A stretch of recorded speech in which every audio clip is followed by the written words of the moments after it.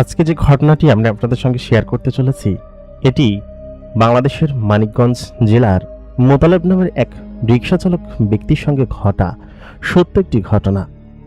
মোতালেব সেদিন যখন শহর থেকে গ্রামের দিকে ফিরছিলেন, সেদিন প্রথমবারের মতো তার সঙ্গে দেখা হয় রুকসানার। শুরুতে বিষয়টা স্বাভাবিকভাবে ঘটলেও পরবর্তীতে মোতালেবের সঙ্গে অলৌকিক সব ঘটনা ঘটতে শুরু করে। মোতালেব খুবই হতদরিদ্র পরিবারের সন্তান এবং সে তার পরিবারের সকল দায়িত্ব একা নিজের কাঁধে নিয়ে সংসার চালায়। এর আগে মোতালেবের পরিবারের নানান ধরনের সমস্যায় তারা জর্জরিত ছিল। তার দাদি অসুস্থ ছিলেন, এমনকি তার বাবা মা দুজনেই অসুস্থ অবস্থায় ছিলেন। তাদের শরীর থেকে যেন রোগবালাই যেতই না। নানান ফকির ফাকরা এটা ওটা দেখিয়ে মোতালেব যেন একদম সর্বশান্ত হয়ে উঠেছিল। কিছুদিন আগেই মোতালেবের বড় বোনের বিয়ে দেওয়ার পরে সমিতি থেকে লোন করে সে টাকা তুলেছিল। সেই লোনের টাকা পরিশোধ করতে না পারায় তার যে রিক্সা ছিল সেই রিক্সাটাও সমিতিওয়ালারা নিয়ে গিয়েছিল। এরকম দুঃখ দুর্দশা ভরা মোতালেবের জীবনে হঠাৎ করে এক রাতে রুকসানা নামে সেই অলৌকিক জগৎ থেকে আসা পরি মেয়েটির সঙ্গে দেখা হয় এবং সেই মেয়েটি কিভাবে মোতালেবের জীবন পাল্টে দেয় এবং মোতালেব কিভাবে এক পরিদেশ ভ্রমণ করে সেই ঘটনাটি আজকের এই পুরো ভিডিওতে আমি আপনাদেরকে শোনাবো। সেহেতু ভিডিওটা শেষ পর্যন্ত আমাদের সঙ্গে থাকার জন্য আপনাদের সকলকে অনুরোধ জানাচ্ছি। প্রতিদিনকার মতো কণ্ঠে আমি আরজে ইমরান আপনাদের সঙ্গেই আছি। আপনারা হয়তো অনেকেই বিশ্বাস করতে চাইবেন না যে জিন অথবা পরী মানুষকে দেখা দেয় অথবা মানুষের সাহায্যও নিতে পারে। মানুষের সাহায্য হয়তো প্রয়োজন পড়তে পারে, কখনকার সাহায্য প্রয়োজন পড়ে যায় সেটা হয়তো অনেকেই জানেন না, বা আল্লাহ তাআলা যার কপালে যা লিখে রেখেছেন সেটাই হয়তো তার সঙ্গে ঘটে। সেহেতু মোতালেবের জীবনের ঘটনাটি শুনতে হলে আমাদের এই ভিডিওটা শেষ পর্যন্ত আমাদের সঙ্গেই থাকুন। যারা এখন পর্যন্ত আমাদের এই চ্যানেলটিকে সাবস্ক্রাইব করেননি, অবশ্যই আমাদের চ্যানেলটিকে সাবস্ক্রাইব করে পাশে থাকা বেল নোটিফিকেশন অন করে দিন। সেই সঙ্গে আপনি আমাদের ফেসবুক পেজটি ফলো না দিয়ে থাকলে আমাদের ফেসবুকে গিয়ে আরজে ইমরান লিখলেই আমাদের ফেসবুক পেজটি চলে আসবে। সেখানে আপনারা লাইক দিবেন। আমাদের নিয়মিত গল্প এবং আমাদের সঙ্গে কানেক্ট থাকতে হবে, সেখানে আপনারা আমাদের সঙ্গে যুক্ত হতে পারেন। তাহলে চলুন আর কথা বাড়াবো না, আমরা সরাসরি চলে যাব আমাদের আজকের এপিসোডে। সময়কাল 2014।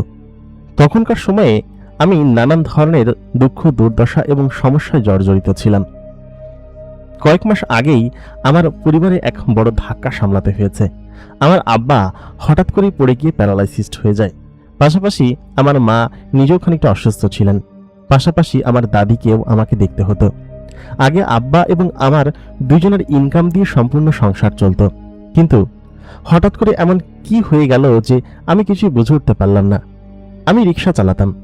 প্রথম যখন রিক্সা চালাতে শুরু করি তখন এক ভাইয়ের গ্যারেজ থেকে রিক্সা নিয়ে রিক্সা চালাতাম। তারপর আল্লাহর বরকতে মোটামুটি একটা সচ্ছলতা আমাদের পরিবারে নিয়ে এসেছিলাম। কিছুদিন আগে হলো আমার বড় বোনের বিয়ে দিয়েছি। আমি কিন্তু 2014 সালের ঘটনা বলছি, সেই সময়টার আবহাওয়া তৈরি করে। তাতে করে আমাদের পরিবারে আবার লোনে জর্জরিত হয়ে গিয়েছে। পাশাপাশি 3 জন মানুষের নিয়মিত ওষুধ পানি, এত বড় সংসারের দায়ভার। নিজের যেদিন ইনকাম কম হতো সেদিনকে যেন বাড়িতে সম্পূর্ণরূপে আনাজপাতিও জুটত না। আমাদের কৃষি জমি ছিল, সেই কৃষি জমিতে আমার দ্বারা চাষ করা সম্ভব না, কারণ রিক্সা চালাবো নাকি কৃষি জমি চাষ করব, সেটাই মূলত সমস্যার কারণ হয়ে দাঁড়িয়েছিল। আমি প্রতিদিন রিক্সা নিয়ে যেতাম আমাদের যে মূল শহরে ছিল সিটিতে আর কি, এবং রাত পর্যন্ত রিক্সা চালিয়ে বাড়িতে ফিরে আসতাম। আগে এমন কখনো হয়নি যে গভীর রাত পর্যন্ত রিক্সা চালিয়েছি শহরে, কিন্তু কয়েকটা টাকার জন্য, কারণ আমার মাথার উপর বড় ঋণের বোঝা ছিল। আমার রিক্সাটা যেখান থেকে কিনেছিলাম, মানে হচ্ছে যেখান থেকে লোন নিয়েছিলাম ওদের কাছ থেকেই কিনেছিলাম, তো ওরা আমার রিক্সাটা রেখে আমাকে লোন দিয়েছিল, কিন্তু লোনের টাকা পরিশোধ করতে না পারার কারণে আমার রিক্সাটাও নিয়ে গিয়েছিল। আমি তাদেরকে বলেছিলাম, ভাই আপনাদের টাকা আমি শোধ করে দিব, দয়া করে আমার উপরে এই অন্যায় অত্যাচারটা করবেন না, তাতে করে হয়তো আপনাদের সম্পূর্ণ টাকাটা হয়তো নাও পেতে পারেন, আমার মরা মুখ হয়তো দেখতে হবে আপনাকে। অনেক রিকোয়েস্ট করে রিক্সা নিয়ে এসেছিলাম। নিয়ে আসার পর কয়েকদিন চালিয়েছিলাম, কিন্তু তাতে করে সম্পূর্ণ টাকা ওই লোন ওনাদেরকে দিয়ে দিতে হয়েছিল। ঘরে আনাজপাতি বা ওই জাতীয় কোনো কিছুর ব্যবস্থা হয়তো ছিল না, কারণ আগামীকালকে কি রান্না হবে সেটা পর্যন্ত আমি জানতাম না। এত দুর্দশার মধ্যে দিয়ে যাচ্ছিলাম। সেদিনকে রাত্রে অনেক দেরি করে, মানে বেশি খ্যাপ মারার জন্য আমি সকাল থেকে রাত পর্যন্ত শহরেই ছিলাম। সাধারণত আগে দুপুরের পরে চলে আসতাম, আর বিকালে এই বাড়িতে থাকতাম, বাজারে টাজারে যেতাম। এরকমভাবেই চলতো। সন্ধ্যার পরে কখনোই রিক্সা চালাতাম না। কিন্তু এমন পরিস্থিতি হয়ে গিয়েছিল, রাত 9টা, 10টা, 11টা পর্যন্ত বেজে যেত। আমার হয়তো আরও কিছু ইনকামের আশায় আমি শহরে পড়ে থাকতাম। রোদ, ঝড়, বৃষ্টি এমন কোনো কিছু নেই যে মাথায় করে আমি রিক্সা চালাইনি। খুব কষ্ট হচ্ছিল ওই সময়টাতে। ওদিনকে রাত্রে একটু বেশি দেরি হয়ে গিয়েছিল। রাত তখন প্রায় 12:30 বাজে। দেরি হওয়ার কারণ হচ্ছে বৃষ্টির কারণে আমার যেতে একটু দেরি হয়েছিল। শহরে তখন মোটামুটি ভালো একটা ভাড়া মেরেছি। ওদিনকে মোটামুটি ভালো একটা ইনকামও হয়েছে আমার।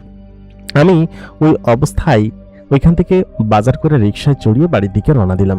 কারণ বাড়িতে বাজার সদাই আগামীকালকে রান্না করার মতো কিচ্ছু ছিল না। চাল, ডাল, তেল, নুন সবই প্রায় ফুরিয়ে এসেছে। পাশাপাশি আমার মায়ের ওষুধ, সেটাও নিতে হবে। আমি সেটা নেওয়ার জন্য ফার্মেসির সামনে দাঁড়ালাম। সেটা নিয়ে যখন রিক্সাটা টান দিয়ে আমাদের গ্রামের দিকে যেতে শুরু করলাম। সাধারণত আমাদের গ্রামের 3টা রাস্তা ভেঙে তারপর যেতে হয়। প্রথম রাস্তা হচ্ছে হাইওয়ে রাস্তা, যে হাইওয়ে রাস্তা দিয়ে বাস বা বড় বড় গাড়ি চলাফেরা করে। রাত্রেবেলা গেলে ওই রাস্তা দিয়ে যাওয়া যায়, কিন্তু দিনের বেলা যখন গাড়ির চাপ বেশি থাকে তখন এদিক দিয়ে না গিয়ে একটু ওদিক দিয়ে ঘুরে যেতে হয়। আজকে এই রাস্তা ধরে এসেছি। বড় রাস্তা পার হয়ে আমাদের গ্রামের মোটামুটি মিডল রাস্তা দিয়ে না যাওয়া শুরু করলাম। খানিকটা সামনে যেতেই ডান পাশে নদী পড়ে, বা পাশে বাঁশবাগান, আর একটু সামনে বিশাল বড় কবরস্থান। আমাদের জেলার সব থেকে বড় কবরস্থান এই গ্রামেই, এবং এখানে কবরস্থানের দীর্ঘতা অনেক বেশি বড়। কবরস্থানের পাশ দিয়ে আমি যাচ্ছিলাম। সাধারণত আমার ভয়টাই ওরকম কোনো কিছু লাগে না, কিন্তু সেদিনকে কেমন যেন একটু ভয় ভয় লাগছিল। আমি জানি না কিসের জন্য, তবে একটু ভয় ভয় মনে হচ্ছিল যে আমার পেছন পেছন কেউ আসছে বা আমার রিক্সার উপর কেউ বসে আছে। রিক্সাটা আচানক ভারী হয়ে গেল। আমার রিক্সার উপরে চাল, ডাল, তেল, নুন এই সমস্ত জিনিসপাতি ছিল, তবে এত ভারী হওয়ার কথা না। আমি রিক্সাটা প্রাণপণে টানছিলাম। রাত তখন প্রায় 12:30 বেজে গিয়েছে। মেঘ কেটে গিয়ে আসমানে ভরা জ্যোৎস্না এসেছে। ডান দিকে ব্রিজ পার হয়ে তারপর ওই পাশে যেতে হবে। ওই পাশে গেলেই বাজার, বাজারের পরে একটা বড় মোড় পড়ে তেমাথা পার হওয়ার পরে আর 3-4 কিলোমিটার গেলেই আমাদের বাড়ি পড়ে। আমি ব্রিজটা পার হলাম। ব্রিজ পার হওয়ার পরে কেমন যেন রিক্সাটা আবার হালকা হয়ে গেল। বুঝে উঠতে পারছিলাম না আমার সঙ্গে কি ঘটছে। চাঁদনি রাত, গান গাইতে গাইতে রওনা দিলাম। আমার গানের কণ্ঠ বেশ সুন্দর ছিল, এটা বলা বাহুল্য। আমি খুব সুন্দর গান গাইতে পারতাম। রিক্সাওয়ালা বা গ্রামের ছেলে ছিলাম বলে প্রতিভা কম এমন না। আমি রিক্সাটা চালিয়ে আমাদের বাজারটা পার হয়ে সবে মাত্র আমাদের সেই তেমাথার বট গাছের কাছাই এসেছি। ওইখানে আসা মাত্রই আমি অদ্ভুত এক জিনিস লক্ষ্য করলাম। আমাদের যে বট গাছটা, সেখানে গোল করে বসার জায়গা আছে। সরকার থেকে জায়গাটা করে দিয়েছে। সেখানে ওই বড় ঢিপির উপরে কিছু একটা বসে আছে, এবং অন্ধকারের জন্য তেমন কিছু দেখা যাচ্ছে না। বট গাছটার পরিধি অনেক বিশাল, যার কারণে ওই চাঁদের আলো নিচ পর্যন্ত ওরকম ভাবে পড়েনি। আমি ওই অবস্থায় তখন ওদিকে যখন যাচ্ছিলাম, আমার কানে কান্নার শব্দ ভেসে আসছিল। মনে হচ্ছিল কেউ গুনগুন করে কান্না করছে। এখানে আবার কি কান্না করবে এত রাত্রেবেলা? আমার মনে এই প্রশ্নটা আসেনি যে কোনো ভূত প্রেত তো হতে পারে। এরকম করে অনেক ঘটনা আমি শুনেছি ছোটবেলায়। আমি সেখানে দাঁড়ালাম। আমার রিক্সায় তখন হারিকেন ছিল। ওই সময়টাতে ওইরকম ডিজিটাল লাইট বা ওই সমস্ত কিছুর চলন ছিল না। টর্চ লাইট অথবা হারিকেন। আমরা গরিব মানুষ হারিকেন নিয়ে চলাফেরা করতাম। হারিকেনটা জ্বালিয়ে আমি বাড়িতে ফিরছিলাম। ওই অবস্থায় আমি হারিকেনটা সামনের দিকে তুললাম। আমি সম্পূর্ণরূপে অবাক হয়ে গেলাম। দেখলাম ঢিপির ওপরে একটি মেয়ে বসে আছে। মেয়েটির পরনে সাদা এবং নীল রঙের একটি পোশাক। মেয়েটির চুলগুলো সোনালী রঙের এবং চোখ দুটো যেন অন্য বর্ণের। এরকম সুন্দর চোখ এর আগে আমি কখনো দেখিনি। ঘোলাটে চোখ, মায়াকাড়া চেহারার এক সুন্দরী তরুণী সেখানে বসে আছে এবং বসে সেখানে কান্না করছে। আমাকে দেখা মাত্রই সে ভূত দেখার মতো চমকে উঠল। মানে আমি নিজে কি চমকে উঠব, সে নিজে আমাকে দেখে ভূত দেখার মতো চমকে উঠল। তারপর আমি যখন তাকে জিজ্ঞেস করলাম, আপনি কে, আর এত রাত্রেবেলা এইখানে কি করছেন? আমি তখন তাকে এই প্রশ্ন জিজ্ঞেস করাতে সে হয়তো একটু বিষম খেলো, বা তার কাছে হয়তো একটু অন্য মনস্ক বা ওরকম কিছু লাগছিল। তাকে জিজ্ঞেস করতে সে বলল, আমি এখানে খুব বড় একটা বিপদে পড়েছি। আমি বাড়িতে যেতে পারছি না। আমার বাড়ির পথ এইদিকে, তবে এত দূরের রাস্তা আমি একা একা হেঁটে যেতে ভয় পাচ্ছি। আপনি কি আমাকে একটু এগিয়ে দিয়ে আসতে পারবেন? আমি তার কথা শুনে খানিকটা অবাক হলাম। এত সুন্দর একটা মেয়ে রাতের মধ্যে এখানে এরকম কি করছে? রাত বাজে 12:30। এই অবস্থায় আমি তাকে একা কিভাবে ফেলে যাই? তাকে দেখে কোনো ভূত প্রেত বা অজিত কোনো কিছু মনে হচ্ছে না। ভূত প্রেত এত সুন্দর হয় না। আমি কিঞ্চিত অবাক হয়ে বললাম যে এখন তো রাত হয়ে গিয়েছে, আপনার বাড়ি কত দূরে, কোন গ্রামে? সে আমাকে অদ্ভুত একটি গ্রামের নাম বলল, যে গ্রামটা আমি চিনি না বা জানিও না। আমি এই এলাকায় প্রায় 23 বছর ধরে বসবাস করছি, ছোটবেলা থেকে সবকিছু মোটামুটি পরিচিত এবং জানাশোনা। তবে হঠাৎ করেই এরকম একটা গ্রামের নাম শুনে আমি অবাক হয়ে গেলাম। তার অসহায় চেহারার দিকে তাকিয়ে আমার কাছে কেন যেন মনে হলো তাকে অন্ততপক্ষে পৌঁছে দিয়ে আসা উচিত। একা একটা মেয়ে এরকম গ্রামের এরকম রাস্তায়, তার যে কোনো বিপদ হতে পারে। যদি কোনো বিপদ হয়ে যায় তাহলে হয়তো আমি নিজেকে ক্ষমা করতে পারবো না। আমি তখন তাকে বললাম, দেখুন, আমি তো সারাদিন রিক্সা চালিয়েছি, যদি বেশি দূর হয় তাহলে আপনি আমাকে জানিয়ে দিন। আমার বাসায় পাশেই, আপনি চাইলে আজকে রাতটা আমার বোনের সঙ্গে থাকতে পারেন, তারপর না হয় আপনি সকাল হলে চলে যাবেন, তখন আমি আপনাকে নামিয়ে দিয়ে আসতে পারবো। মেয়েটি তখন বললেন, না, আমাকে এখনই যেতে হবে, এবং বেশি দূরের রাস্তা না, খুব কাছের রাস্তা। আপনি গেলে আমি খুব উপকৃত হব, বরঞ্চ আমার কাছে খুব ভালো লাগবে, কারণ আপনাকে দেখে ভালো মানুষ মনে হচ্ছে। আপনার রিক্সায় কি মালামাল রয়েছে? আমি তখন বললাম, না, আসলে বাসায় কয়েকদিন ধরে বাজার করিনি তো, কিছু চাল ডাল আনাজপাতি নিয়ে বাড়িতে ফিরছিলাম কালকে রান্নাবান্না করার জন্য। মেয়েটি তখন বললেন, আপনি কি করেন, রিক্সা চালান? আমি বললাম, হ্যাঁ, রিক্সা চালিয়েই আমাদের সংসার। আমি বললাম, আচ্ছা ঠিক আছে, উঠুন, যতক্ষণ কথা বলছি আপনাকে দিয়ে আসতে পারবো, হয়তো একটু দেরি হলে হোক। মেয়েটি আমার রিক্সায় চড়ে বসলো, তার গা থেকে একটা মিষ্টি সুঘ্রাণ বের হচ্ছিল। আমি রিক্সাটা চালাতে শুরু করলাম। আমাদের যে গ্রামের রাস্তা, তার অপোজিট সাইডে তেরাস্তার মাথায় পশ্চিম দিকে যে রাস্তাটা চলে গিয়েছে, সেই রাস্তাটা দিয়ে মেয়েটি আমাকে যেতে বলল। এই রাস্তাটা আমার পরিচিত, তবে কোন গ্রামের কথা বলছে কে জানে। আমি তাকে বললাম, আফা, আপনি এত রাত্রে কেন বের হয়েছেন? সে তখন প্রথমে বলল যে এত রাত্রেই তো আমার এইটুকু বলে থেমে গেল। তারপর বলল যে এসেছিলাম এক আত্মীয় বাড়ি, সেখান থেকে বের হতে একটু দেরি হয়েছে বৃষ্টির কারণে। আজকে যেভাবেই হোক বাড়িতে পৌঁছাতে হবে, তা না হলে আমার সমস্যা আছে, বাবা মা শুনলে ভীষণ রাগ করবেন। এসেছিলাম এক বান্ধবীর বাড়িতে। এই কথা আমাকে তিনি বললেন। আমি বললাম, জি আচ্ছা ঠিক আছে। মেয়েটি আমাকে বলল, আপনি সোজা চলতে থাকুন, আমার বাড়ি আসলে আমি আপনাকে বলবো, তবে বেশি দূরের রাস্তা না, আমি আপনার বেশি সময় নিব না। মেয়েটি যেতে যেতে আমার সম্পর্কে জিজ্ঞেস করলেন, বললেন, বাড়িতে কে কে আছে? আমি বললাম, বাবা মা দাদি, তেনারা তিনজনই অসুস্থ, অনেক ফকির কবিরাজ দেখানো হয়েছে, কিন্তু তেমন সুস্থ হয় না, এরকমই কয়েক বছর ধরে পড়ে আছে। রিসেন্টলি বাবা প্যারালাইসিসড হয়ে গিয়েছে, সংসারের এখন সকল দায়িত্ব আমার উপরে। এই যে দিনরাত পরিশ্রম করে টাকা পয়সা রোজগার করি, আর কিস্তির টাকা পরিশোধ করতে হবে, তা না হলে আমার রিক্সাটাও নিয়ে যাবে। আসলে খুব বিপদে আছি, তা না হলে এত রাত পর্যন্ত কখনই আমি রিক্সা নিয়ে বাইরে থাকি না। মেয়েটি আমার এই কথা শুনে বলল, খুবই খারাপ কথা, আল্লাহ তাআলা আপনার সহায় হন, আশা করি আপনার দিন ফিরে আসবে, আপনি কোনো চিন্তা করবেন না। সামনের বড় বাড়িটার সামনে থামুন, এটাই আমাদের বাড়ি। মেয়েটির সঙ্গে গল্প করতে করতে আমি ঠিক কখন এরকম অদ্ভুত একটি জায়গায় চলে এসেছি আমি সত্যিই খেয়াল করিনি। মাঠের ভেতরে পার হয়ে একটু সামনে যেতেই বিশাল বড় এক আলিশান বাড়ি। এই বাড়িটা এখানে কোত্থেকে আসলো আমি তো বুঝে উঠতে পারছি না। অপরিচিত জায়গা, রাস্তাটাও অপরিচিত, চারিদিকটাও অপরিচিত, এমনকি গ্রামটাও। বেশিক্ষণ না, 15-20 মিনিট রিক্সা চালিয়েছি। এতে করে এখানে চলে আসলাম কিভাবে, কোন জায়গা এটা? আমি মেয়েটিকে জিজ্ঞেস করলাম। মেয়েটি বলল, এটা হচ্ছে আমাদের গ্রাম এবং এটা আমাদের বাড়ি, আপনি আসবেন। আমি মাঝে মধ্যেই আমার বান্ধবীর বাড়িতে বেড়াতে যাই, আপনি যদি রাত্রেবেলা আমাকে আমার এখানে দিয়ে যান তাহলে হয়তো আমার জন্য খুব সুবিধা হয়। আমি বললাম যে আমি তো এত রাত্রে থাকি না, সাধারণত 10টার মধ্যে বা 11টার মধ্যে বাড়িতে চলে যাই। মেয়েটি বলল, তাহলে ওই সময়ই না হয় আমি বের হব। আমি প্রায় যাই বান্ধবীর বাড়িতে, এবং সেখান থেকে আপনি যদি আমাকে আমার বাড়ি পর্যন্ত পৌঁছে দেন তাহলে আমি আপনাকে ভালো একটা টাকা দিতে পারি। মেয়েটি আমার দিকে হাসি মুখে তাকালো, আমিও মেয়েটির দিকে তাকালাম। সে আমার দিকে 5,000 টাকা, 5টা কচকচে নোট 1,000 টাকার বের করে দিল, এবং টাকাগুলো দেখে সত্যি আমি বিস্মিত হয়ে গেলাম। আমি বললাম যে আরে এখানে তো অনেক টাকা, মানে নিয়ে আমি কি করবো বুঝে উঠতে পারছিলাম না। হাতে নিয়ে সবেমাত্র, অন্ধকারে দেখা যাচ্ছিল না, সবেমাত্র আমি দেখলাম যে 1,000 টাকার নোট। ততক্ষণে মেয়েটি সেখান থেকে গায়েব হয়ে গিয়েছে, মানে ওই বড় বাড়ির ভিতরে সম্ভবত ঢুকে গিয়েছে।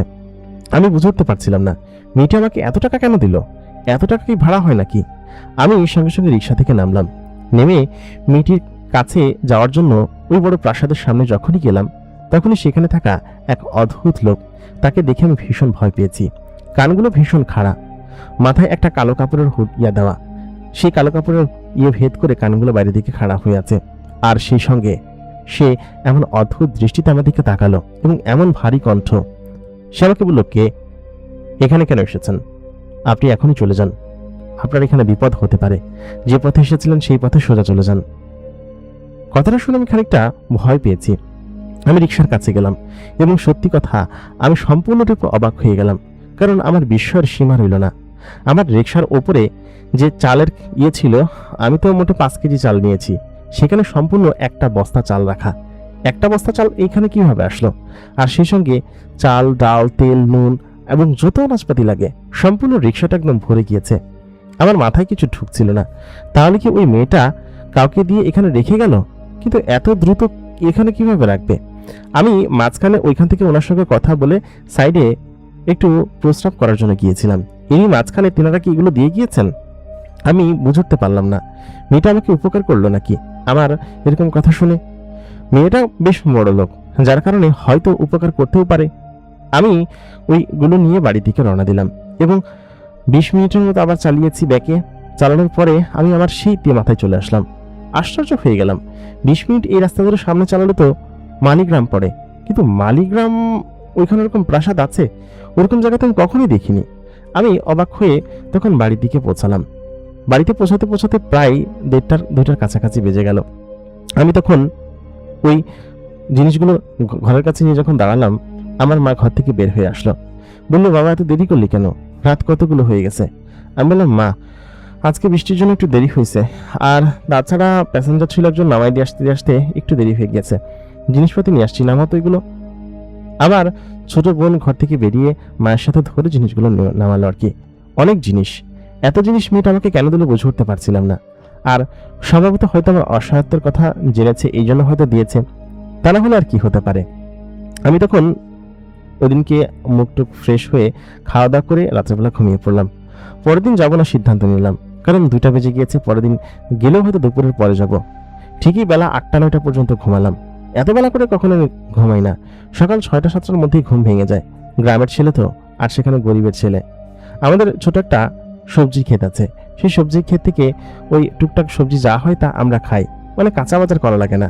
কিন্তু এই টুকটাক আনাজপাতি সেগুলো তো কেনা লাগে। সমস্ত কিছু এখন বাজারের উপর নির্ভর। আমি উঠে তখন বেলা 12টা পর্যন্ত সবজির ক্ষেতে কাজ করলাম। তবে কেন জানি না সেই ঘ্রাণটা আমার নাকে বারবার ভেসে আসছিল। আশেপাশে আমি খোঁজাখুঁজি করলাম, কোথাও সেই ঘ্রাণের উৎস আমি খুঁজে পেলাম না, যে ঘ্রাণটা ওই মেয়েটার শরীর থেকে আসছিল। ওই দিনকে তো কোনোভাবে গেল। ওই দিনকে দুপুরের পরে আমি রিক্সা চালাতে গেলাম এবং রাত 9টার মধ্যে বাড়িতে ফিরে আসলাম। কেন জানি না মেয়েটার সঙ্গে দেখা হওয়া আমার জরুরি, কারণ তিনি আমাকে এত কিছু কেন দিয়েছেন সেটা তার কাছ থেকে শুনতে চাচ্ছি আমি। এবং আমার অগোচরে আমাকে 5,000 টাকা দিয়ে গেলেন। টাকাগুলো আমার জরুরি ছিল, প্রয়োজনও ছিল। আমি জানি মেয়েটা হয়তো ভুল করে দেননি। যদি ভুল করে দিতেন তাহলে হয়তো দেখে শুনে দিতেন, 5টা নোট আমাদেরকে এগিয়ে দিতেন না। আর এখানকার ভাড়া এত হয়ও না। আমি কি করে বুঝে উঠতে পারছিলাম না। ওদিনকে সন্ধ্যা মানে রাত্রের পর আমি যখন বাড়িতে ফিরলাম, কিস্তির লোকজন এসে বাড়িতে এক প্রকার হানা দেওয়ার মতো অবস্থা, রিক্সা নিয়ে যাবে এক প্রকার অবস্থা। আজকে মোটামুটি 1000 টাকা ইনকাম করেছি, আর পাশাপাশি ওই যে 5000 টাকা ছিল সেই টাকা সহ মোট 6000 টাকা তাদেরকে দিলাম। একটা ভালো অ্যামাউন্ট আমি লোন নিয়েছিলাম। তারা ওই টাকা নিয়ে কোনো মতো গেল ওইখান থেকে, কিন্তু সপ্তাহখানিক পরে আবার আসবে সেটা বলল। তাদেরকে প্রত্যেক সপ্তাহে টাকা দেওয়ার কথা, কিন্তু আমি তো গোছাতে পারছি না। এই সপ্তাহের টাকা দিয়ে আমি বাজার সদাই করেছি, মায়ের ওষুধ এনেছি, সবকিছু করেছি। আমার সত্যি খুব টেনশন হতে লাগলো। ওইদিনকে তো আমার ঘুম আসছিল না। আমি রাত্রেবেলা আমাদের বাড়ির পাশে নদীর ধারে বটগাছের গোড়ায় বসেছিলাম।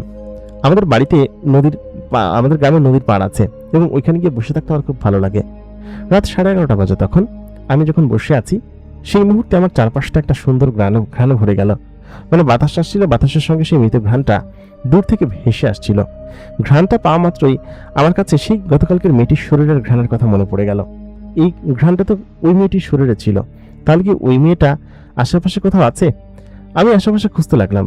এদিক ওদিকে চাহনি দিয়ে আমি কোথাও তাকে খুঁজে পেলাম না। যাই হোক, ওই রাত্রেবেলা ওরকমই গেল। খানিকক্ষণ বাদে আমি বাসায় চলে আসলাম, তবে ঘ্রাণটা যেন পিছু ছাড়ছিল না। বাসায় আসার পরে আমি দেখলাম আমার মা আগের থেকে খানিকটা সুস্থ হয়ে উঠেছেন, মানে একটু একটু সুস্থ। আমার দাদিকে আগামীকালকে কবিরাজের কাছে নিতে হবে। দাদি বারবার ব্যথা জ্বালা চিৎকার চেঁচামেচি করছে। আমি সত্যি এই সমস্ত জিনিস দেখতে দেখতে বিরক্ত ছিলাম। কালকে আবার টাকা লাগবে, কিস্তির টাকা এবার পরিশোধ করবো কিভাবে, এদের চিকিৎসা বা করাবো কিভাবে? ওদিনকে সকালে উঠে চলে গেলাম রিক্সা চালাতে। সারাদিন রিক্সা চালালাম, রাত্রে 11:30 পর্যন্ত। তারপর বাড়িতে আসার জন্য রওনা দিলাম। ততক্ষণে আমাদের ওই হাইওয়ে পার হয়ে গ্রামের রাস্তায় সবেমাত্র নেমেছি। আমি দেখলাম রাস্তার মাঝখানে কেউ একজন হেঁটে আমার দিকে আসছে। আমি রিক্সাটা থামিয়ে সামনের দিকে তাকিয়ে চিনতে পারলাম, কারণ এটা সেই মেয়েটি 2 দিন আগে যার সঙ্গে আমার দেখা হয়েছিল। আমি মেয়েটাকে দেখে তাকিয়ে বললাম, আপনি গতদিন কেন আমাকে এতগুলো টাকা দিলেন? এতগুলো টাকা কি আমার ভাড়া হয়েছে? মেয়েটি তখন বললেন, দেখুন, আপনি অনেক কষ্ট করেছেন, তাছাড়া ওই রাতে আমাকে কেউ বাড়িতে পৌঁছে দিয়ে আসতো না। আপনি বেশ উদার মনের মানুষ, এরকম মানুষ আমি কখনো দেখিনি। আপনাকে আমার খুব ভালো লেগেছে, খুশি হয়ে আপনাকে টাকাগুলো দিয়েছিলাম। আপনি কিছু মনে করবেন না, আপনার সঙ্গে গতদিন দেখা করতে পারিনি, আমার সত্যি খুব ব্যস্ততা ছিল, তা না হলে আপনার সঙ্গে এসে দেখা করতাম। আমি বললাম, মানে? সে বলল, মানে টানে কিছু না। আচ্ছা থাক, আজকে চলুন, আজকে আমাকে দিয়ে আসবেন। আমি বললাম, আপনাকে আজকে দিয়ে আসলে কোনো ভাড়া টাড়া নিব না, কিন্তু আপনি এমন অবস্থা করেছেন পুরো বছর খানিকের ভাড়া একবারে দিয়ে দিয়েছেন। মেয়েটি একটু মুচকি হাসলো, হেসে আমার দিকে তাকিয়ে বলল, তাই নাকি? আচ্ছা ঠিক আছে চলুন। তা আপনার দাদির অসুখ কি ঠিক হয়েছে? আমি কিন্তু তাকে বলিনি যে আমার দাদির অসুখ হয়েছে, বা তাকে কবিরাজের কাছে নিয়ে গিয়েছিল আজকে। আমি বললাম, আপনি কিভাবে জানলেন? মেয়েটি বলল, না, আপনি সেদিনকে বললেন না যে আপনার দাদি অসুস্থ? তাছাড়া আপনার বাবা এবং মা তারাও তো অসুস্থ, তাই না? তাদেরকে কবিরাজ দেখাচ্ছেন। আমি আপনাদেরকে একটা কবিরাজের সন্ধান দিচ্ছি। আপনারা রাত্রেবেলা, দিনের বেলা নয়, রাত্রেবেলা সেখানটা যাবেন, এবং সেখানে একটা ছোট্ট কুঠির আছে। সেই জায়গায় আপনি গেলে তারা আপনাকে যে ওষুধ দিবে, সেই ওষুধ আপনি 1 সপ্তাহ আপনার দাদি এবং বাবা মাকে খাওয়াবেন। আশা করি তেনারা সুস্থ হয়ে যাবেন। আমি মেয়েটির কথা শুনে অবাক হয়ে যাচ্ছিলাম। তার কথার মধ্যে এক ধরনের মায়া এবং রহস্য আছে, বেশ রহস্য রেখেই কথা বলেন। মেয়েটি যেতে যেতে আমার সঙ্গে গল্প করতে লাগলো এবং বেশ কিছু গল্প বলল, এবং মেয়েটির নাম বলল রোকসানা। আমার নাম জিজ্ঞেস করার পরে আমি বললাম, গরিবের আমার নাম, আমার নাম মোতালেব। মেয়েটি বলল, খুব সুন্দর নাম, আপনাকে সত্যি আমার খুব ভালো লেগেছে, আপনি খুব সুন্দর গান গাইতে পারেন, তাই না? আমি বললাম, আপনি কিভাবে জানলেন? তখন রোকসানা নামে সেই মেয়েটি বলল, এই যে গুনগুন করে গাইতে গাইতে আসছিলেন, আমি শুনেছি। সত্যি আমি গুনগুন করে গাইতে গাইতে আসছিলাম। মেয়েটি এত দূর থেকে কিভাবে শুনলো?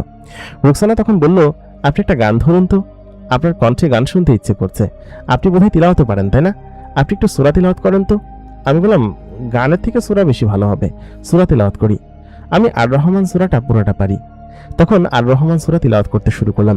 সূরাও তিলাওয়াত করা হয়ে যাবে, বাড়ি পর্যন্ত পৌঁছে যেতে পারবো। আমি সূরা তিলাওয়াত করতে শুরু করলাম। আমার গানের কণ্ঠ এত অমায়িক এবং সূরার কণ্ঠ তার থেকে বেশি অমায়িক, সেটা আমি সত্যি খেয়াল করিনি এতদিন। আমি ওই অবস্থায় হঠাৎ করেই যেন অবাক হয়ে যাচ্ছিলাম নিজের কণ্ঠ শুনে। মেয়েটি অবাক হয়ে আমার কণ্ঠস্বর শুনছিল। তারপর যখন বাড়ির কাছে চলে আসলাম, সূরা সম্পূর্ণ তখনও শেষ হয়নি। আমি বললাম, চলে এসেছি আপনার বাড়িতে, এই তো আপনার বাড়ি। মেয়েটি তখন বললেন, এত তাড়াতাড়ি চলে আসলাম কিসের জন্য?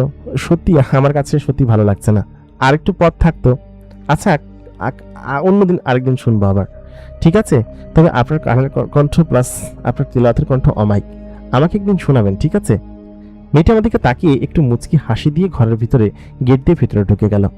আমি মেয়েটিকে নামিয়ে দিয়ে বাড়ির দিকে চলে আসলাম। সে আমাকে ওইদিনকে যে বাড়িতে যেতে বলেছে, সেই বাড়িতে যাওয়ার জন্য পরের দিন রাত্রে 9টার দিকে আমরা রওনা হলাম।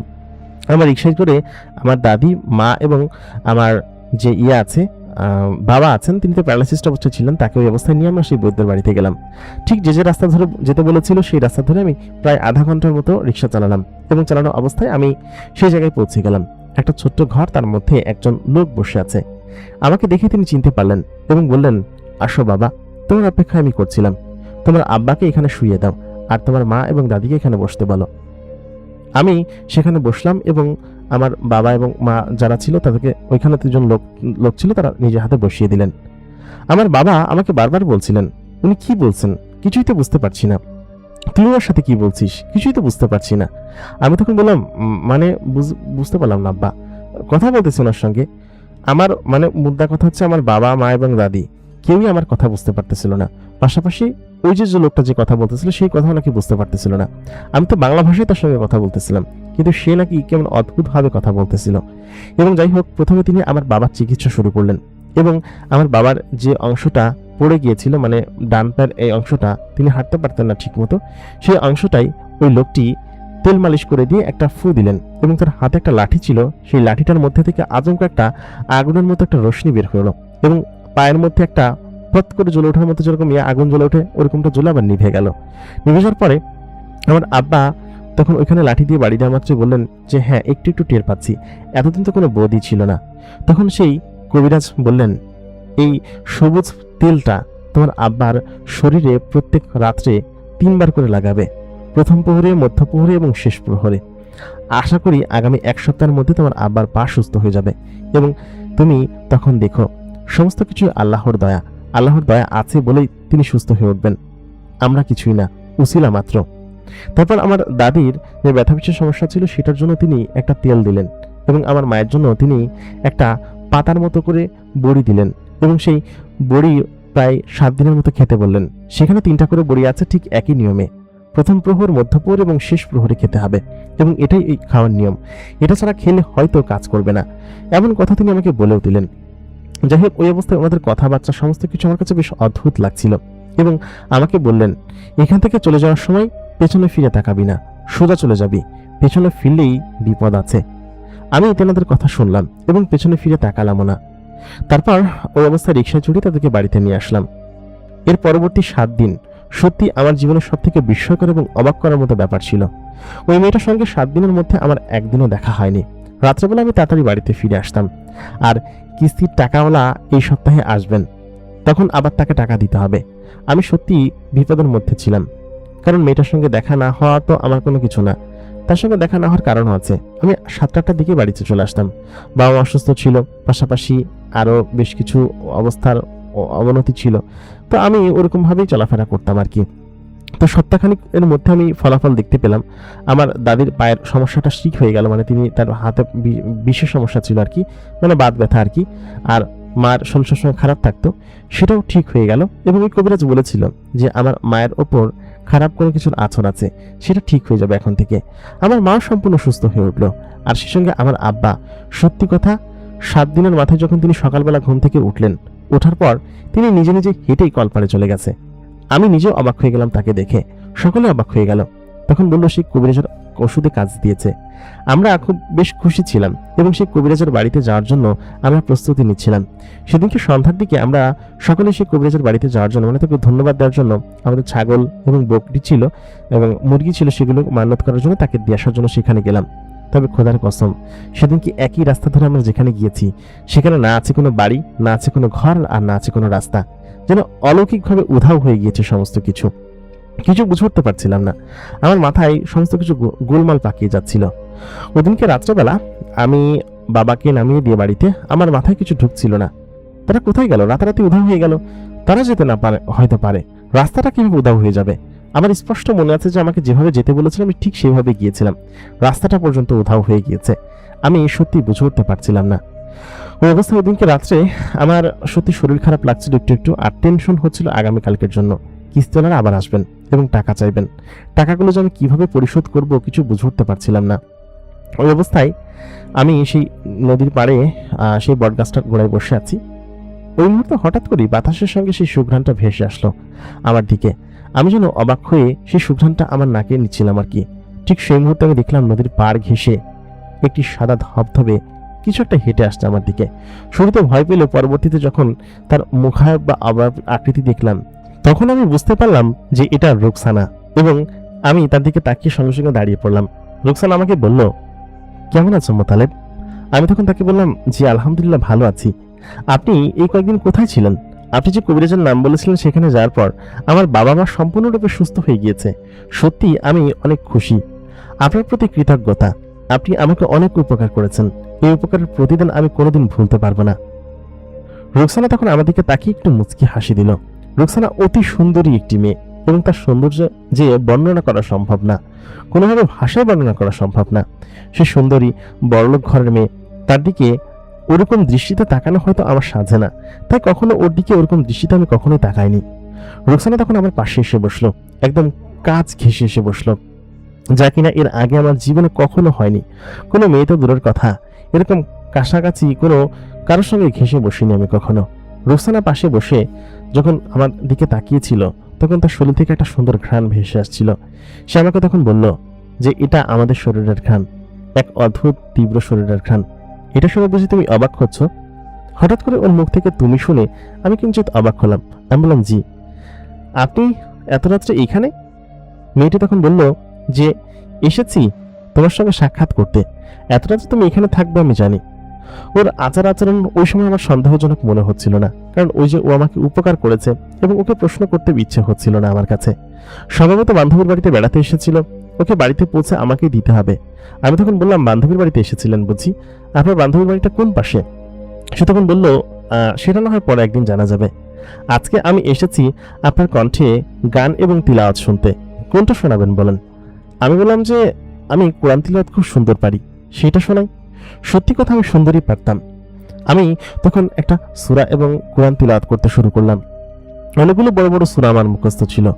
আমি ওই অবস্থায় সূরা এবং কোরআন তিলাওয়াত করতে শুরু করলাম। বেশ খানিকক্ষণ তিলাওয়াত করলাম। সত্যি কথা, ও অবাক এবং মুগ্ধ হয়ে আমার পাশে বসে শুনছিল। আমাকে বলল, এত সুন্দর কণ্ঠ কারো হতে পারে? সত্যি আমি অবাক হয়ে যাচ্ছি এবং বিস্ময়ে আমার সীমা রয়েছে না। আমি তখন মেয়েটিকে বললাম, মানে রোকসানাকে, বলল যে আপনিও অনেক সুন্দর, এত সুন্দর মেয়ে কোনোদিন আমি দেখিনি। তাকে এরকম একটা কথা বলায় সে হয়তো কিঞ্চিত লজ্জা পেয়েছে, আমি জানি না। সে তখন আমাকে বলল, মোতালেব, তুমি আমাকে তুমি করে বলতে পারো, আমি তো তোমার বয়সী, তাই না? আজকে থেকে আমি তোমার বান্ধবী, ঠিক আছে? তুমি কি আমার বন্ধু হবে? আমি সত্যি অবাক হয়ে গেলাম। একজন সাধারণ রিক্সা চালকের বন্ধু এরকম রাজপ্রাসাদে থাকা একটা রাজকন্যা, এরকম রাজপ্রাসাদ কি আজ পর্যন্ত এরকম কোনো দেশে আছে এখনো? রোকসানা তখন বলল, আমি ওইখানে থাকি এবং আমি শহর থেকে এসেছি। ওইটা হচ্ছে আমাদের একটা পুরাতন বাড়ি, ওইখানে আমি থাকি এবং কিছুদিন এখানে থাকবো। তোমার সঙ্গে দেখা হয়ে ভালো হয়েছে। গ্রামটা ঘুরে দেখা যাবে। আজকে কি তুমি আমাকে তোমার গ্রামটা ঘুরে দেখাবে? আমি তখন বললাম, হ্যাঁ অবশ্যই, কেন নয়, আপনি যা বলবেন সেটাই করব আমি। তারপর আমি বাসায় গেলাম, রিক্সাটা বের করলাম, তাকে রিক্সায় চড়ালাম। রোকসানা বারবার আমাকে বলছিল, তুমি কিন্তু চাইলে আমাকে তুমি করে বলতে পারো, কোনো সমস্যা নেই। আমি বললাম, না ম্যাডাম, সমস্যা নেই। রোকসানা একটু হেসে বলল, ম্যাডামটা আবার কি? তখন আমি বললাম, এই তো বড় লোক এবং সুন্দরী মেয়েদেরকে ম্যাডাম বলা হয়। সে বলল, তাই বুঝি? তাহলে তো সেদিক দিয়ে তুমিও অনেক বড় লোক, মনের দিক থেকে। আমি তোমাকে দেখেছি তুমি কিভাবে মানুষজনকে সাহায্য করো, আমাকেও কিভাবে সাহায্য করেছিলে। তুমি খুব ভালো মনের মানুষ। আমার কখনো মানুষের সঙ্গে সাক্ষাৎ হয়নি, কিন্তু প্রথম সাক্ষাতে আমি যে এরকম একজন মানুষের দেখা পাবো তা আমি ভাবতে পারিনি। আমি বললাম, জি ম্যাডাম, কি বললেন? সে আবার একটু মুচকি হেসে বলল, থাক মোতালেব, তুমি আমাকে ম্যাডাম বলে ডেকো না, তুমি আমাকে রোকসানা বলে ডেকো, আর যদি পারো তাহলে তুমি বলে ডেকো। আমি বললাম, জি আচ্ছা, আপনাকে তুমি বলতে পারবো না আমি, আপনি আমার উপকার করেছেন, তুমি বলি কিভাবে? রোকসানা তখন বলল, আচ্ছা ঠিক আছে, তোমাকে বলতে হবে না, আমিই বলবো। ওদিনকে আমি আমাদের গ্রামের আশপাশ এবং সমস্ত জায়গাটা রোকসানাকে সমস্ত স্থান ঘুরিয়ে দেখালাম এবং সমস্ত কিছু ঘুরে দেখার পর সে একটু বিস্মিত হলো, কারণ সে এর আগে এরকম স্থান কখনো দেখেনি। মানে আমি যেভাবে তাকে দেখিয়েছি, কত সুন্দর জায়গা, কত সুন্দর পরিবেশ, সবকিছু মিলিয়ে সে খুব খুশি ছিল আমার সঙ্গে ঘুরে। সেদিনকে রাত্রেবেলা যাওয়ার পথে যখন আমি তাকে নামিয়ে দিয়ে আসলাম, নামিয়ে দিয়ে আসার পরে আমি ফিরে আসছিলাম, সে রিক্সা থেকে নেমে আমার হাতে একটা থলে এগিয়ে দিল। থলে এগিয়ে দিয়ে বলল, মোতালেব, আমি জানি তুমি খুব অভাবে আছো, কেন জানো না তোমার অভাব আমার কাছে ভালো লাগছে না। এদের মধ্যে কিছু একটা আছে, তবে তুমি এটা এখন খুলো না, বাড়িতে গিয়ে খুলো। আর একটা প্যাকেট আমাকে দিল, বলল, এটার মধ্যে কিছু কাপড় আছে এবং একটা পারফিউম আছে। এর পরের দিন তুমি এটা পরে রাত্রেবেলা বের হও, তোমার সঙ্গে আমি কালকে ঘুরতে যাব এবং এগুলো পরে এসো, ঠিক আছে? আমি রোকসানার কথা শুনে সত্যি কেঁদে ফেললাম।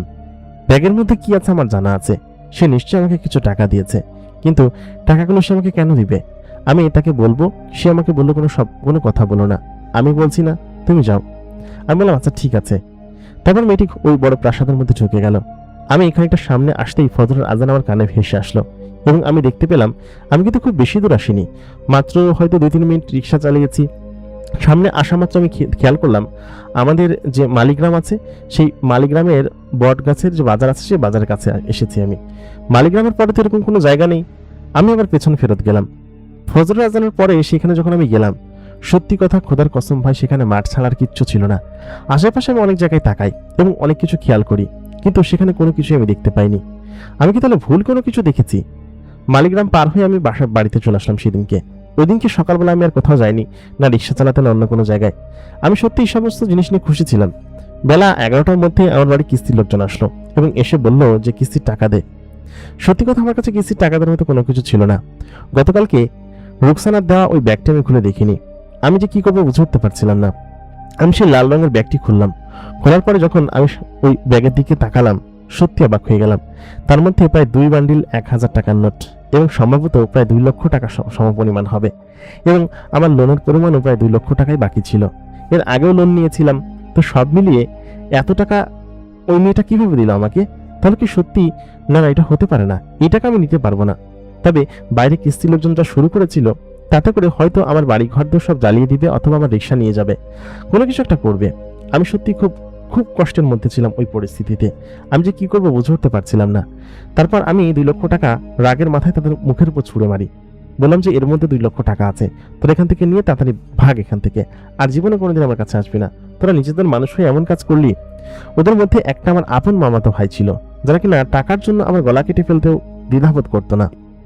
টাকাগুলো তারা নিয়ে এখান থেকে চলে গেল এবং আমাকে যাওয়ার সময় ডকুমেন্ট দিয়ে গেল, আমি ডকুমেন্ট চেয়েছিলাম বলে, কারণ ওরা তো যে কোনো সময় ঘুরে যেতে পারে।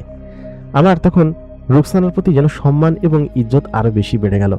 ওর কোনো কথা সন্দেহ বা ওরকম কোনো কিছু আমার মনে প্রশ্ন থাকলে আমি কখনো জিজ্ঞেস হয়তো করার সাহস আমি পেতাম না, কারণ সে আমাকে অনেক উপকার করেছে এবং ওই সময় পর্যন্ত যতটুকু উপকার করেছে ততটুকু উপকারই কোনো মতেই ভোলার কায়দা নাই, মানে কোনো মতে ভোলার সম্ভাবনা। আমি এর পরের কয়েকদিন রুকসানাকে ওই একই জায়গায় খুঁজেছি। প্রায় 7-8 রাত আমি ওইখানে দাঁড়িয়ে থেকেছি অনেকক্ষণ, কিন্তু রুকসানাকে কোথাও আমি পাইনি। এবং সত্যি কথা বলতে ও আসবে কিনা তাও আমি জানি না। বাধ্য হয়ে ভাবলাম কি ওদের বাড়িতে যাব। মালিগ্রাম পার হয়েই তো ওই যেখানে বাড়িটা। সম্ভবত সেদিনকে আমি ভুল রাস্তা করেছিলাম বা ভুল রাস্তায় হয়ে মালিগ্রাম বাজার দিয়ে চলে এসেছিলাম। ওইখানে আবার 2-3টা রাস্তা আছে।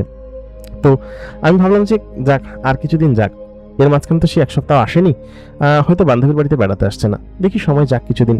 দেখতে দেখতে মাঝখানে 10 থেকে 15 দিন গড়ালো এবং একদিন আমার এমন খারাপ লাগছিল রুকসানার জন্য, যেন মনে হচ্ছিল তাকে ধন্যবাদটা দেওয়াই উচিত। তার বাড়ি থেকে যাব, যদি তাকে দেখা পায় তাহলে দেখা হলো, না হলে চলে আসলাম। সেদিন রাত্রেবেলা আমি যখন রওনা দেবো ঠিক সেই মুহূর্তে রুকসানা আমাকে ডান দিক থেকে ডেকে বলল, কোথায় যাচ্ছ মোতালেব? আমি সত্যি ভূত দেখার মতো চমকে গেলাম। বুকে থুতু নিয়ে বললাম, আপনার কাছে যাচ্ছিলাম। তখন আমাকে বলল, মোতালেব, তোমাকে আর তুমি বলাতে পারলাম না, আপনি বলো কিসের জন্য আমাকে? আমি বললাম যে আপনি তো আপনি আমার যে উপকার করেছেন তা হয়তো আমার চামড়া কেটে দিলেও শোধ করা সম্ভব নয়। ওই কথা শোনার পর রুকসানা একটু রেগে গিয়ে বলল, একদমই এমনটা ভাববে না মোতালেব, তুমি না আমার বন্ধু, আর বন্ধু কি কখনো এরকম ভাবে বন্ধুর উপকার করে না? অবশ্যই করে, এবং সত্যি কথা বলতে তোমার মতো বন্ধু পাওয়া ভাগ্যের ব্যাপার। মোতালেব অতি সাধারণ একজন, সে এরকম একটা কথা ওই মেয়েটার কাছ থেকে শুনতে পাবে, তা আবার এত বড়লোক ঘরের মেয়ে। সত্যি কথা সে কখনো ভাবতেও পারেনি। যাই হোক, ওদিনকে ওই মেয়েটা মানে রুকসানা আমার কাছে একটা আবদার করলো, বলল, মোতালেব, আমি আর কিছুদিন এখানে আছি, তারপর হয়তো তোমার সঙ্গে আমার নিয়মিত দেখা হবে না। এই কিছুদিন তুমি আমার সঙ্গে থাকো। আর একটা কথা, আমি জানি তোমার মনে অনেক প্রশ্ন আছে, তুমি আমাকে কখনো প্রশ্ন করো না, আমি তোমার কোনো প্রশ্নের উত্তর দিতে পারবো না। শুধু এতটুকু জেনে রাখো, আমি তোমাকে ভীষণ রকম পছন্দ করি এবং তুমি একজন ভীষণ রকম পছন্দের মানুষ, এবং সত্যি কথা বলতে তুমি খুব ভালো ছেলে, এই জন্যই বোধহয় তোমাকে আমার খুব ভালো লাগে এবং আমরা বন্ধু। বুঝতে পেরেছ? ওর কথার আগামাথা আমি কিছু বুঝে উঠতে পারছিলাম না। সে কি বলছে, তবে প্রশ্ন করতে নিষেধ করেছে এতটুকু বুঝতে পারছিলাম। সেদিকে রাত্রে আমাকে বলল, শোনো মোতালেব, তুমি তোমার রিক্সাটা এখানে রাখো, আজকে তুমি আমার সঙ্গে চলো, তোমাকে আমি একটা জায়গায় নিয়ে যাব। জায়গাটা খুব সুন্দর এবং ওই জায়গাটা আমি মাঝে মধ্যেই যাই। রিক্সাটা থেকে নামলাম। নামার পরে ওদিনকে আমি আবার ওই ওর দেওয়া জামাটা পরেছিলাম। রিক্সা যখন চালাই তখন হচ্ছে ওই জামাটা আমি খুলে রাখি, কিন্তু ওদিনকে কি মনে করে যেন ওই জামাটা পরে আমি ওই রাত্রেবেলা ফিরছিলাম। তখন ওই রিক্সার নিচে পারফিউমও ছিল, পারফিউমটা আমি মারলাম এবং ওই শার্টটা পরে নিলাম, যে শার্টটা আমাকে দিয়েছিল, একটু পাঞ্জাবির মতো শার্ট আর কি। তো ওই মুহূর্তে রুকসানা আমার হাতটা ধরলো, হাতটা ধরে আমাকে সঙ্গে করে এক অদ্ভুত অলৌকিক জগতে নিয়ে আসলো। মানে আমি সত্যি কল্পনাতীত হয়ে যাচ্ছিলাম। চারিদিকে খুব সুন্দর ফুলের বাগান, দুই ধারে মাইলকে মাইল শুধু ফুলের বাগান।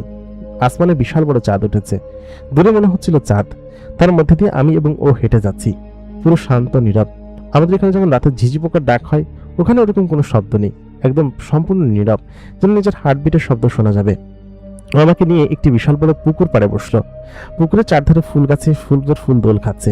এরকম সুন্দর ফুলের বাগান এর আগে আমি কখনো দেখিনি। আমার দিকে তাকিয়ে ও বলল, জায়গাটা কেমন?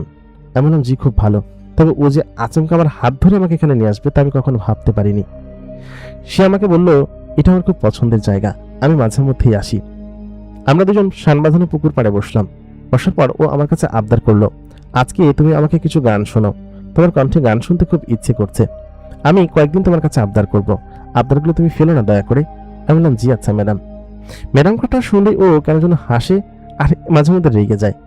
আমি বেশ খানিকক্ষণ ওকে আমার সুন্দর কণ্ঠে গান শোনালাম এবং ও বলল, কি সুন্দর কণ্ঠ, কি সুন্দর তোমার কথা, কি অদ্ভুত তোমার মধ্যে মায়া আছে, আমার কাছে কেমন যেন অদ্ভুত লাগে।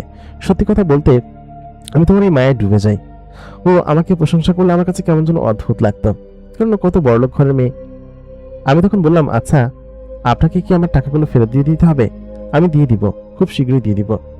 রুকসানা তখন আমার হাত ধরে আমার দিকে তাকিয়ে বলল, আরে বোকা ছেলে, তোমাকে তো আমি এগুলো দিয়ে দিয়েছি, কখনো ফেরত দিতে হবে না, বরঞ্চ তুমি সুখে শান্তিতে থাকো সেটাই আমি চাই।